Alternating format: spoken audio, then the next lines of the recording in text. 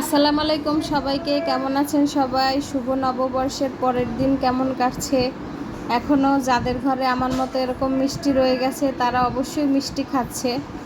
আসলে মিষ্টিতে তেমন উপকার দিক নাই, তবে মিষ্টি মানুষের মস্তিষ্কের জন্য ভালো, আর হচ্ছে মনোযোগটা ভালো রাখে, মুড ভালো রাখে, আর দুর্বলতা দূর করে। তবে মিষ্টির খাওয়ার তেমন কোনো উপকারী দিক নেই। তবে মিষ্টি যাদের ডায়াবেটিক্সের ঝুঁকি অনেক, হৃদরোগ আছে, তারপরে হচ্ছে অনেক ফ্যাটি লিভার আছে যাদের, তাদের জন্য খুবই খারাপ। মিষ্টি অতিরিক্ত পরিমাণে খাওয়া যাবে না।